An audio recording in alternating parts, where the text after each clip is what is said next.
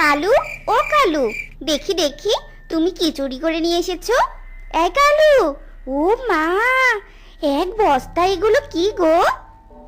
গিন্নি, আজ আমি সবজি চুরি করে এনেছি জানো। বাজার থেকে যখন বাড়িতে ফিরছিলাম তখন দেখি বান্টি দাদার সবজি বাগানে কত সবজি ধরে আছে। আহা, টাটকা টাটকা সবজি। এসব সবজি দেখে তো আমি আর লোভ সামলাতে পারিনি। বাহ, তুমি একদম ঠিক কাজ করেছো কালু। দাও দাও, টাটকা টাটকা সবজিগুলো আমাকে দাও। এগুলো দিয়ে কাল সকালে আমি সবজি খিচুড়ি রান্না করব, বুঝেছো? তবে শোনো কালু, এত ছোটখাটো চুরি করলে কিন্তু হবে না।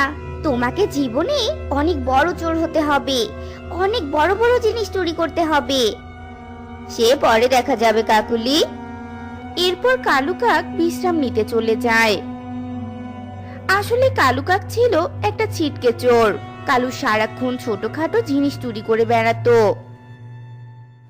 গিন্নি, ও গিন্নি, আমি বেশ কয়েকদিন থেকে কোনো কিছু চুরি করছি না। আজ ভাবছি জঙ্গলে চুরি করতে বের হব। তুমি কি বলো গো? একদম ঠিক কাজ হবে গো।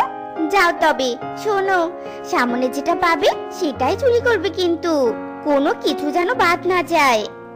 ঠিক আছে, চললাম। এরপর কালু কাক চুরি করতে যায়।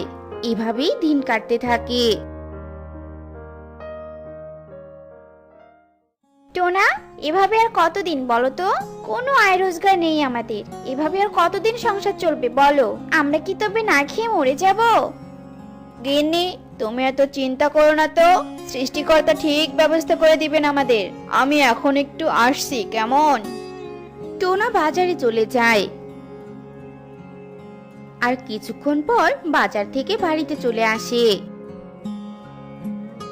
কি গো টোনা, তুমি তো একটু আগেই বাজারে গেলে, তাহলে এক্ষুনি আবার বাড়ি ফিরে এলে যে?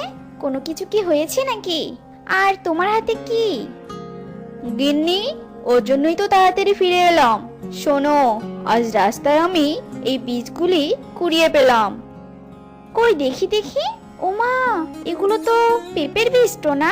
না জানি কার যে এই বীজগুলো।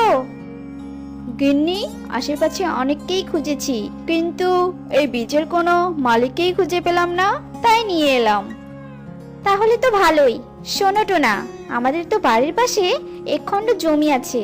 আমরা বরং আমাদের ওই জমিতে পেঁপে গাছের বীজগুলি রোপণ করি, কেমন? তুমি একদম ঠিক কথা বলেছো গিন্নি। যদি পিঁপে ধরে তাহলে তো